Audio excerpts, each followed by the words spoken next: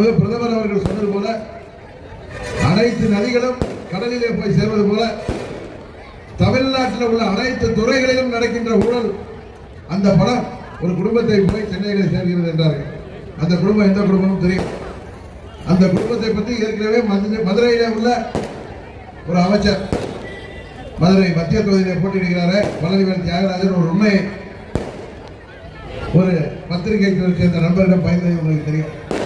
ஆட்சிக்கு வந்து ஒரு வருடத்துக்கு 30,000 கோடி ரூபாயை வைத்துக் கொண்டு சம்பாதித்த பணத்தை, நான் தப்பா சொல்ல, சம்பாதித்த பணத்தை வைத்துக் கொண்டு தம்பி உதயநிதியும் மு.க. ஸ்டாலினின் மாப்பிள்ளை சபரீசனும் என்ன செய்வது என்று தெரியாமல் முடித்துக் கொண்டிருக்கிறார். முதல் ஆண்டிலே 30,000, இப்ப 5 வருஷம் ஆயிட்டு குறைஞ்சது 1.5 லட்சம் கோடி சம்பாதிக்க மாட்டாரா இல்லையா?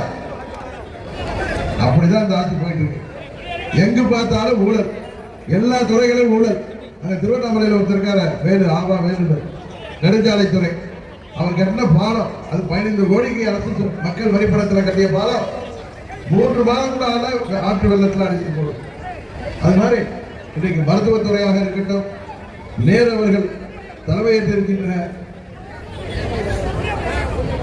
நமது நகராட்சி நிர்வாகத்துறையாக இருக்கட்டும், இன்னும் பக்கத்தில் திருவள்ளூர்ல போட்டியிடுறாரு உதயநிதி ஸ்டாலின், ரசிகர் மன்ற தலைவர், பள்ளிக்கல்வித்துறை அமைச்சர் மகேஷ் பொய்யாமொழி துறையாக இருக்கட்டும், இதெல்லாம் அடிக்க கொண்டே போகலாம்.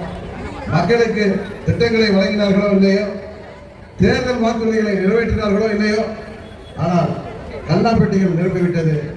தமிழ்நாட்டு மக்களின் வரிப்பணம் எல்லாம் இன்றைக்கு யாரோ பைக்கோ போயிருக்கிறது.